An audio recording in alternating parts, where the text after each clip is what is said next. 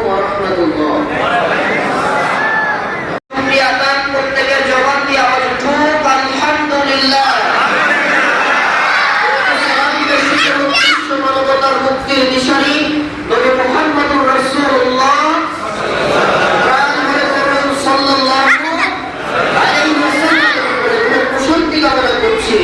যারা ঈমান নিয়ে চলে গিয়েছেন কবরে, বিশেষ করে আল্লাহর জমিনে আল্লাহর দ্বীন ইসলামকে প্রতিষ্ঠার জন্য যারা অর্থ দিলেন, সম্পদ দিলেন, সময় দিলেন, বিশ্ব ইসলামী আন্দোলনের নেতা শহীদ মতিউর রহমান নিজামী, শহীদ আলী আহসান মুজাহিদ, শহীদ কামরুজ্জামান, শহীদ কাদের মোল্লা, শহীদ গোলাম আজম, শহীদ বিশ্ববন্দিত মুফাসসিরে কোরআন আল্লামা দেলোয়ার হোসেন সাঈদী রাহমাহুল্লাহ সহ বৈষম্য বিরোধী ছাত্র আন্দোলনে আমাদের যত ছাত্রছাত্রী ভাইয়েরা জীবন দিলেন, আল্লাহ তাআলা যেন তাদের শাহাদাতের সর্বোচ্চ মাকাম দান করেন।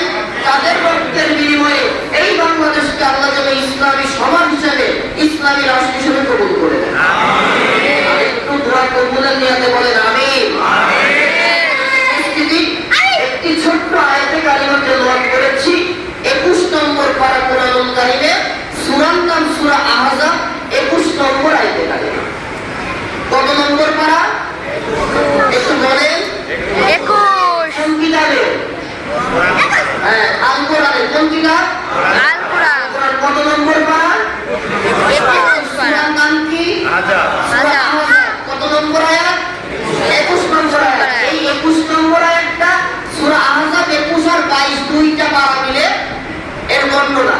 21 নম্বর আয়াত 21 নম্বর পারাতে পড়েছে বলে এই মিলকরণটা হয়েছে। আল্লাহ তাআলা আমার তেলাওয়াতকৃত আয়াতে কারিমার ভিতরে বলছেন, লাকাদ কানা লাকুম ফি রাসূলিল্লাহি উসওয়াতুন হাসানাহ। ও দুনিয়ার মানুষ, তোমাদের জীবনে চলার জন্য কোনো না কোনো আদর্শ দরকার আছে। আমরা জন্মের পর থেকে এই পর্যন্ত কোনো না কোনো আদর্শ নিয়েই বেঁচে আছি। কথা বলতে হবে, আছে না ভাই? ছোট বাচ্চাগুলা পরিবারে বড় হয় বাবার আদর্শ নিয়ে, বড় ভাই থাকলে বড় ভাইয়ের আদর্শ নেই। সমাজে যখন চলাচল শুরু করে, সমাজের যিনি নেতৃত্ব পর্যায়ের লোক থাকে, যাকে গণ্যমান্য ব্যক্তি বলা হয়, তাকে দেখে তার আদর্শ গ্রহণ করে। যখন সে রাজনীতি বোঝে, রাজনৈতিক যে দলটাকে সে ভালোবাসে, সেই দলের আদর্শ গ্রহণ করে। কথা বল ঠিক কিনা? আমরা দেখেছি দীর্ঘ 15.5 বছর স্বৈরাচার, ফ্যাসিবাদ, দুঃশাসন, অনেকে বলে শেখ হাসিনা সম্মান দিয়ে, শেখ শব্দটা আর পর্যন্ত খাটে না। যত আলেম ওলামাকে নির্বিচারে হত্যা করেছে, যত মানুষকে নির্বিচারে নাশকতার মামলা দিয়েছে, যত মানুষকে জেলে রেখেছে, খুন করেছে, এর পতনের সময় হাজার হাজার মানুষের প্রাণ নিয়েছে, পতন হয়েছে। ও শেখ হতে পারে না, খুনি হাসিনা। কথা কি ঠিক আছে ভাই? শেখ হাসিনা বলবো না, কি বলবো? হাসিনা। এই খুনি হাসিনার পতনের মাধ্যমে, সম্মানিত উপস্থিতি, এই খুনি হাসিনা এর আদর্শ ছিল বাবার নীতি বাস্তবায়ন করা, তার আদর্শ বঙ্গবন্ধু। কেউ আছে শহীদ প্রেসিডেন্ট জিয়াউর রহমানের আদর্শ, কেউ পালন করে এরশাদের আদর্শ। আমরা বলি আল্লাহ তাআলা আমাদের এই সূরা আহজাবের 21 নম্বর আয়াতে কারিমা নাযিল করে বলেন, ও দুনিয়ার মানুষ, দুনিয়াতে যদি জান্নাতে যাওয়ার কোয়ালিটি সম্পন্ন আদর্শ নিতে হয়, তোমাদেরকে আমি ভালোবাসি ইমানদারেরা, তোমাদের একমাত্র আদর্শ হবে ফি রাসূলিল্লাহি উসওয়াতুন হাসানাহ। জোরে বলেন সুবহানাল্লাহ। আদর্শ নেতার নাম কি একটু বলেন তো ভাই? একটু প্রাণটা খুলে বলেন, মুহাম্মাদুর রাসূলুল্লাহ। তিনি কেমন আদর্শ ছিলেন, কি জন্য আদর্শ মাইল ফলক হলেন, আল্লাহ তাকে কেন আদর্শ নেতা বানালেন? আসুন কয়েকটা কথা বলে, আমার সময় কয়েকটি। আচ্ছা, শুকরিয়া। আজকে এশার নামাজ আমাদের আলোচনা শেষ হয়ে একসাথে আযান দিয়ে হবে, সমস্যা নাই তো? শুকরিয়া। সম্মানিত উপস্থিতি, আল্লাহর নবী বিশ্ব নবী, তিনি কেমন আদর্শ নেতার কোয়ালিফিকেশন কি, আমি কয়েকটা বর্ণনা করব, এরপর আমাদের মহতারাম আরো কথা বলবেন। আল্লাহ রাব্বুল আলামিন আমাদের নবীর সামনে কোরআনুল কারীমে সূরা আল আম্বিয়া 100 নাজিল করে দিয়ে আল্লাহর নবী কোয়ালিটি বর্ণনা করেছেন। আল্লাহ রাব্বুল আলামিন কোরআনুল কারীমে মুহাম্মাদুর রাসূলুল্লাহর শানে এমন একটি আয়াতে কারিমা নাজিল করে দিয়ে তার সম্মান আমাদের মাঝে দিয়েছেন। সম্মানিত উপস্থিতি, আদম থেকে শুরু করে ঈসা পর্যন্ত কোন নবীর জন্য স্পেসিফিক ভাবে আল্লাহ এমন আয়াত দেন নাই। সুবহানাল্লাহ বলেন। বলেন ওয়া আরসালনাকা ইল্লা রাহমাতাল লিল আলামিন।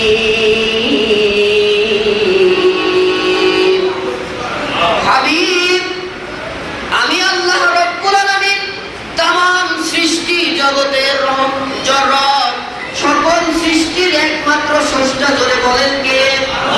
আল্লাহ। সৃষ্টি আছে, সকল সৃষ্টির জন্য রহমত স্বরূপ আপনি মুহাম্মদুর রাসূলুল্লাহকে পাঠিয়েছি। বলেন সুবহানাল্লাহ। আল্লাহর নবী বিশ্ব নবী কেমন রহমতের নবী? আল্লাহর নবী বিশ্ব নবী মক্কা বিজয় করেছেন। আল্লাহর নবী বিশ্ব নবী তায়েফের ময়দানে গেলেন ইসলামের দাওয়াত দিতে। আজকে একটা ইসলামী একটু আমার আলোচনা আল্লাহর নবী বিশ্ব নবী ইসলামের দাওয়াত দিয়েছেন, ইসলাম প্রতিষ্ঠার দাওয়াত দিতে গিয়েছেন মা উম্মে হালিমার দেশ তায়েফে। আপনারা অনেকেই শুনেছেন ঘটনাটা। তায়েফের মানুষ কি ইসলামের দাওয়াত দিয়েছিল কবুল করে? একটু জোরে বলবেন ভাই, আমার কথা পেছনে বোঝা যাচ্ছে তো? স্পষ্ট বুঝতে পারছেন? একটু জবাব দিয়ে। রাসূলুল্লাহ তায়েফে গেলেন লা ইলাহা ইল্লাল্লাহ এই দাওয়াত দিতে। আমাদের সমাজে তো লা ইলাহা ইল্লাল্লাহ বলে জাতীয় সংসদের ভবনে ভিক্ষা করা হয়। এমপি মন্ত্রীরা পকেটের 500-1000 টাকার নোট ভিক্ষা দিয়ে ঢোকে। কিন্তু ওই জামানার কাফের মুশরিকদের সামনে লা ইলাহা ইল্লাল্লাহ বললে ওদের কলিজা গায়ে উঠতো। ওরা জানতো এই লা ইলাহা ইল্লাল্লাহ মানে মসজিদে বসে জিকিরের তাসবিহ টানা। এই লা ইলাহা ইল্লাল্লাহ মানে কোনো ক্ষমতা চলবে না কোনো মানুষের, একমাত্র ক্ষমতা আল্লাহ। আল্লাহর জমিনে আল্লাহর আইনই চলবে, কোনো মন করা আইনের দেশ পরিচালিত হতে পারে না। জোরে বলে ঠিক কিনা? আল্লাহ রাসূল তায়েফে গিয়ে কাফের মুশরিকরা কি এটাও মেনে নেবে ভাই? মানলো না। তারা রাসূলুল্লাহকে বলল, দেখ ছোট বাচ্চাদের ডাক দিয়ে, দেখ পাগল এসেছে, পাগল, একে পাথর নিক্ষেপ কর। আপনারা হয়তো দেখেছেন যখন আপনারা যুবককালে ছিলেন, পাগল দেখলেই অনেকে কিন্তু ঢিল ছুটতো, পাথর ছুটতো না ভাই? আল্লাহর রাসূলের পাগল বলল, ঢিল পাথর মারা শুরু করলো।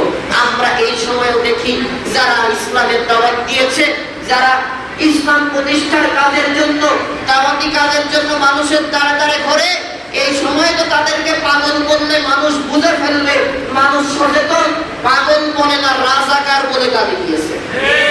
কথা বলে আমরা ইসলামের কথা বলতে গিয়ে যদি রাজাকার আলবদর হতে হয়, তাও আলহামদুলিল্লাহ, এটা দিয়ে আল্লাহ তাআলা আমাদের মাফ করে জান্নাত দিবে। যারা আমাদেরকে রাজাকার বলে গালি দিয়েছে ওরা ওই তায়েফের কাফেরদের উত্তরসূরি তথা আবু জাহেল, আবু লাহাব, উতবা, শাইবার উত্তরসূরি। এদেরকে আল্লাহ তাআলা দুনিয়া দিয়ে জাহান্নামে নিক্ষেপ করবে। কথা বলে ঠিক কিনা? আল্লাহ রাসূলকে পাগল বলে উপাধি দিয়ে মেরে দাঁড়ালো। 3 বার বেহুশ হয়ে গেল। সম্মানিত উপস্থিতি, আল্লাহ রাসূল বেহুশ হয়, তাকে তোলে, আবার পাথর নিক্ষেপ করে, আবার রাসূল বেহুশ, আবার তুলছে। জিবরাইল আলাইহিস সালাম আল্লাহর পক্ষ থেকে চলে আসলেন, এসে বলেন, ইয়া রাসূলুল্লাহ, আসমানের রহমতের ফেরেশতারা আপনার এই আহত করার দৃশ্য দেখে তারা কান্না করছে। আল্লাহর কাছে আবেদন করেছে, আল্লাহ তাআলা তুমি এর বিচার করো। আমি জিবরাইল এসেছি, ইয়া রাসূলুল্লাহ, আপনি একবার অনুমতি দেন, আমার 600 নূরের পাখা দিয়ে এই তায়েফবাসীকে উল্টাই ধ্বংস করে দেই। সম্মানিত উপস্থিতি, ওই জায়গায় যদি আমি হতাম, আমি এটাই বলতাম, ভাইজান তুমি এতক্ষণ কোথায় ছিলে, আগে ওদের মারো, তারপরে আমি আমার সাথে কথা বল। কথা কি তাই না ভাই? আল্লাহর নবী বিশ্ব নবী এখতিয়ার জীবন আদর্শ হয় নাই, আমরা সেই আদর্শ নেতার পেছনে ছুটি না। 3 বারের বেহুশ হওয়া নবী কথা বলতে পারে না, সেই নবী ছোট্ট ছোট্ট সুরে ধরনের কাফের উম্মতদেরকে যদি তুমি মেরে ফেলো, আমি একত্ববাদ আল্লাহর দ্বীনের দাওয়াত কার কাছে পৌঁছাবো? সুবহানাল্লাহ। রহমাতুল আলামিন যিনি আদর্শবান নেতা হবে, তার কাজ তো থাকবে ক্ষমতায় গেলে বিরোধী পক্ষকে সর্বোচ্চ সুবিধা প্রদান করা। অথচ যারা নির্বাচনে ওঠার পরে বিরোধী পক্ষকে ঘায়েল করেছে আমরা দেখেছি, ঘরে থাকতে দেয় না, বাড়িতে বুলডোজার দিয়ে ধ্বংস করে ফেলেছে। এইটা কোনোদিন কোন সুস্থ কোন মুসলিমের আদর্শবান নেতা হতে পারে না। কথা কি ঠিক আছে ভাই? আমাদের নেতা নির্বাচন করতে হবে রাসূলুল্লাহ যেমন আদর্শের মাপকাঠি, এই আদর্শ যারা বাস্তবায়ন করতে চায় তাদেরকে আমরা সামনে জায়গা দেব ইনশাআল্লাহ। দ্বিতীয় নম্বর কোয়ালিটি, আল্লাহ রাব্বুল আলামিন রাসূলুল্লাহর চরিত্রের বিষয়ে গ্যারান্টি দিয়েছে। একজন আদর্শবান নেতা চরিত্রটা অনেক বড় বিষয়। নেতা যদি মনে রাখবেন, সম্মানিত উপস্থিতি, নেতা যদি বিড়ি খায় মনে করবেন কর্মীরা গাঁজাই যাবে না। নেতা যদি গাঁজা খায় কর্মীরা মদের বোতল নিয়ে পড়ে থাকবে। কথা কম ঠিক কিনা? নামাজি মানুষ যেতে পারি না, সেই নেতা মদ, জুয়া, হেরোইন, মাদকের ব্যবসা করে, আমরা সেই নেতার পক্ষে থাকবো যে নেতা নেশা করে না, নেশা করতেও দেয় না। আল্লাহর নবীর চরিত্র কি, আমাদের সমাজের নেতাদের চরিত্র ছিল কি? রাতে যতই সুফি দরবেশ, দিনের বেলায় আর রাত হলে তাদেরকে 16 থেকে 21 বছর বয়সী তরুণী মেয়েকে সার্কিট হাউসে সাপ্লাই দেওয়া হয়। আমি মনে একটু বেশি বললাম, এই আছে তো, এরকম হয়েছে তো। তাহলে এই চরিত্রহীন ব্যক্তিকে যদি আপনি নামাজি মানুষ ভোট দিয়ে সমর্থন দিয়ে উপরে তোলেন, ওই যত জেনা করবে আপনি না করে জেনাগারের গুণাগার হবে। থাকা যাবে ভাই? আসেন, চরিত্র যার ভালো, রাসূলুল্লাহ কেমন চরিত্র ছিল আল্লাহ গ্যারান্টি দিলেন কি, ওয়া ইন্নাকা লাআলা খুলুকিন আযীম। হাবিব, আমি আপনাকে সুমহান চরিত্রের অধিকারী করেছি। সুবহানাল্লাহ বলেন। ছিল তার, আল্লাহ রাসূল মক্কা বিজয় করেছেন। এই ঘটনার বলেই আমি শেষ করব, আমি আর পাচ্ছি না। আল্লাহ রাসূল মক্কা বিজয় করে ফেলেছেন। মক্কায় তিনি ঢুকছেন, যে যেমন পারছে কাফেররা, বেঈমানরা মক্কা থেকে পালাচ্ছে। ভাই কথা বুঝে যাচ্ছে তো? সম্মানিত উপস্থিতি, মক্কা থেকে পালানোর সময় একজন বৃদ্ধা বুড়ি মহিলা তার খেতা, কম্বল, গাঠুরি, কুঠুরি যা আছে সেটাই করলো। করে বস্তাটার ওজন এত বেশি হয়েছে ওই বস্তার বুড়ি তুলতে পারে না। আবার এলাকার বেঈমান মানুষ যারা আছে, যারা বুড়ির প্রতিবেশী, তাদের বলছে, বুড়ি দেখো আমার বস্তাটা একটু তোমরা টেনে দাও। ভাইজান, কাফের মুশরিকরা যখন বিপদে পড়ে, আমরা দেখেছি 5ই আগস্টে যখন দেখলো সেনাবাহিনী আর ছাত্রদেরকে মারবে না, সেনাবাহিনী প্রশাসন সকলে হার মেনে দিল, তখন 40 মিনিটের ভেতরে স্বৈরাচার আবু জাহেলের লক্ষ আবু জাহেল, লক্ষ ফেরাউন, লক্ষ নমরুদ, খুনি হাসিনা বিশেষ বিমান বাহিনীতে দিল্লি গিয়ে গেল। কাফেররা যখন দেশ ছেড়ে পালায়, তার সঙ্গী আমার কথা মনে করে না। যতই তারা আফসোস করুক, আমাদের নেত্রী কেন এমন করে পালালো, যদি পালাবে আমাদের দিয়ে কেন অবৈধ কাজ করালো। এজন্য আল্লাহ বারবার সতর্ক করেছে, মনে রাখিস বান্দারা, কাফেররা কিন্তু তোদের বন্ধু হবে না। কাফেররা চলে যাচ্ছে, বৃদ্ধা মহিলা যেতে পারছে না। মনে আছে ঘটনাটা? তারা এবার সমানে গালি দিচ্ছে বৃদ্ধা মহিলা। আব্দুল্লাহ ছেলে মুহাম্মদ এসে এই মক্কা দখল করলো, আমি পুরি মানুষ, লড়তে পারি না, আমার বাবার জমিনেও আমি থাকতে পারলাম না। কথা মজার হচ্ছে এটাই, সেই সময়ে আল্লাহর রাসূল বৃদ্ধার পাশে। সুবহানাল্লাহ বলেন। রাসূল বলেন, ও বুড়িমা কি হয়েছে আপনার? সুবহানাল্লাহকে আরেকবার বলা যাবে? আল্লাহর রাসূলকে একটু আগেই গালি দিল। রাসূলুল্লাহ শুনে মুস্কি হাসিলেন আর বলে, ও বুড়িমা কি হয়েছে আপনার? আদর্শবান নেতা দেখছেন তো ভাই? রাসূলুল্লাহ বলেন, বুড়িমা আপনার কি সমস্যা, কি হয়েছে? কয় দেখো বাবা, তুমি কে? আমি তো তোমাকে চিনি না। আব্দুল্লাহ ছেলে মুহাম্মদ আজকে মক্কায় ঢুকছে, আমাদের তো আস্ত রাখবেন, আমরা তো তার দলের লোক না। বলো আচ্ছা তাই নাকি? তো আপনি কি করবেন? আমি পালাবো, আমার এলাকার মানুষগুলা পালিয়েছে অমর পাহাড়ের পাদদেশে, আমার বস্তাটা আমার থেকে ওজন বেশি, এই বস্তাটা আমাকে টেনে, ওরা কেউ সাহায্য করলো না, আমার এই বস্তাটা যদি টেনে আমাকে আমার ওই প্রতিবেশীদের কাছে নিয়ে যেত, আমার জন্য সুবিধা হতো। আল্লাহর রাসূল দেখেন, তিনি মক্কা বিজয় করেছেন, তিনি নেতা, তিনি বলেন বুড়িমা কোনো আফসোস নাই, আপনার বস্তাটা আমার মাথায় তুলে নেন, আপনি আগে আগে যান, আমি আপনার বস্তা নিয়ে পেছনে পেছনে আসছি। সুবহানাল্লাহ, পকেটে থাক ভাই, তা আমারও খাবার পরে বলে একটু জোরে বলেন সুবহানাল্লাহ।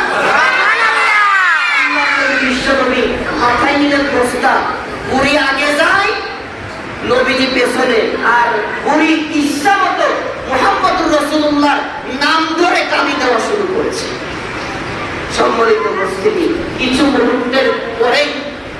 মুহূর্তের মধ্যেই আল্লাহ নবী বিশ্বনবী ওই পাহাড়ের পাদদেশে, যেখানে বুড়ি যাওয়ার গন্তব্য, চলে আসলো। আসার পরে বুড়ি ডাক দিয়ে বলে এলাকাবাসীকে, এই আমার প্রতিবেশীরা, তোরা এত পাষাণ কেন রে? আজকে যদি এই যুবক ছেলেটা আমার বস্তা মাথায় করে তোদের কাছে নিয়ে না আসতো, আমি আব্দুল্লাহ ছেলে মুহাম্মদের কবলে পড়ে যেতাম, আমার আর বাঁচার সুযোগ থাকতো না। কথা কি বুঝলেন ভাই? বুড়ি কার কথা বলে? মুহাম্মদের কথা। মুহাম্মদ কোথায়? হ্যাঁ, কার বস্তা মাথায়? বুড়ির বস্তা মাথায়। এলাকার কাফেরগুলো একবার বৃদ্ধা মহিলার দিকে তাকায়, আর একবার রাসূলুল্লাহর দিকে তাকায়, আর বলে, ও বুড়ি, যার ভয়েতে বাবার জমিন ছেড়ে জিনিসপত্র নিয়ে দেশ ছাড়লাম, তুমি তাকেই সাথে করে আমাদের কাছে আনলাম। বুড়ি চোখের পানি দরদর করে ছাড়ায়া বলে, এটাই যদি মুহাম্মদ হয়, তাহলে এই ছেলে কোনোদিন কোনো মানুষের ক্ষতি করতে পারে না। বলে, বাবা তোমার নাম কি মুহাম্মদ? তিনি বলেন, হ্যাঁ বুড়িমা, আমি আব্দুল্লাহ ছেলে মুহাম্মদ। বুড়ি বলে, এটাই যদি মুহাম্মদ হয়, আর এটাই যদি ইসলাম হয়, আমি আর আমার লাখ মারাদের ধর্মে থাকলাম না বাবা, সব তওবা আমি করে দিলাম, তোমার হাতটা বাড়ায় দাও, আমাকে তওবা করিয়ে দাও, আর করিয়ে দাও। আশহাদু আল্লা, পরে আশহাদু আল্লা ইল্লাল্লাহ ওয়াহদাহু লা শারীকা লাহু ওয়া আশহাদু আন্না মুহাম্মাদান আবদুহু ওয়া রাসূলুহু। মুসলমান হয়ে গেলেন। সুবহানাল্লাহ। আদর্শবান নেতার চরিত্র হবে এইরকম, তিনি যখন নেতৃত্বে যাবেন, তারা নিজের স্বার্থ না, এলাকার মানুষের স্বার্থটা বড় করে দেখতে হবে, নিজের বিরোধী দলের স্বার্থটা বড় করে দেখতে হবে। সম্মানিত উপস্থিতি, এই আদর্শের মাইল ফলক দ্বারা এই বাংলাদেশের মানুষের দেখতে আর বাকি নাই। খুনি হাসিনার পতনের পরে সব রাজনৈতিক দল মনে করলো আমরা সংসদে চলে গেছি। কথা কি বোঝেন? আর আমরা একদম বৃদ্ধ যুবককে দেখলাম কন্যার প্রাণ কাঁধে করে নিয়ে শ্রেণী কুমিল্লাতে ঘুরে শহীদদের পরিবারের পাশে দাঁড়ায়। এদেরকে দিয়ে ইসলামী রাষ্ট্র পরিচালনার চিন্তা করা যায়, নতুবা ওই বাবা বঙ্গবন্ধু, স্বামী জিয়া আর চাচা এরশাদকে দিয়ে আর রাষ্ট্র না, এক জালেমকে পতন হয়েছে, দ্বিতীয় কোনো জালেমকে সংসদে জায়গা দেওয়া যাবে না। আগামীর বাংলাদেশ ইসলামের বাংলাদেশ, আগামীর বাংলাদেশ